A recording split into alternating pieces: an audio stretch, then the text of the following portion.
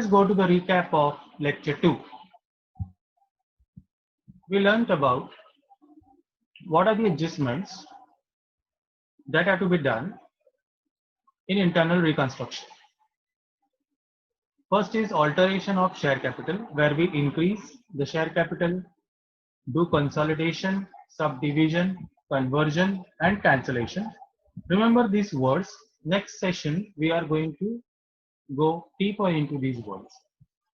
Variation in shareholders' rights, change in the rate of dividend, change from cumulative to non-cumulative, reduction of share capital, reduction in nominal value, paid up value, or both nominal value, paid up value, and surrender of shares.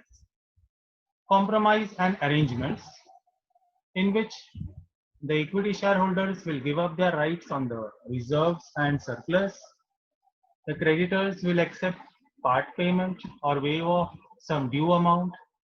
Preference shareholders, arrears of dividend will be waived off or paid in concession. There will be writing off of intangible assets and liabilities. Now what are we doing next is we are learning about capital reduction account. Now capital reduction account is an account where any gain or loss arising due to internal reconstruction is to be transferred to a capital reduction account and not to a profit and loss account. So it is an accumulation of the gains or losses due to internal reconstruction. Some of the features of the capital reduction account is it is a nominal account. Remember the word nominal. All expenses and losses are debited. All income and gains are credited. The credit side is known as sacrifice and the debit side is known as utilization. The credit side amount is utilized to write off all the expenses and losses. It is also used to write off all the intangible assets.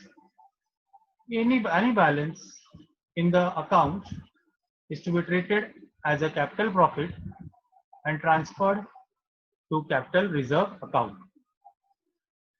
This is the format of a capital reduction or reconstruction account. The debit side is called as utilization and the credit side is called as sacrifice. It is a nominal account where debit all the losses and credit all the gains. So all the gains we are going to write on the credit side and all the losses we are going to write on the debit side.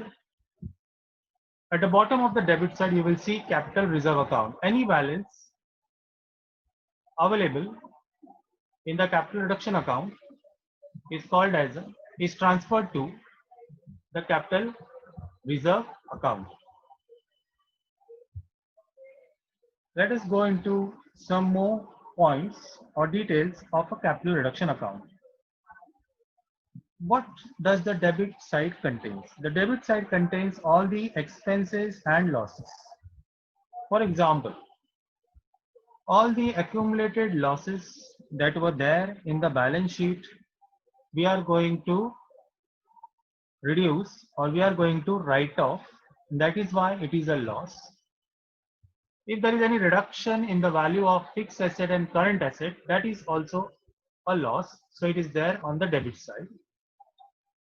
Credit side you will see credit all the incomes and gains like reduction in share capital, sacrifice by debenture holders and creditors, transfer of reserve if any to capital reduction account, increase in the value of fixed and current asset, and profit on the sale of asset. So in short, what are we doing?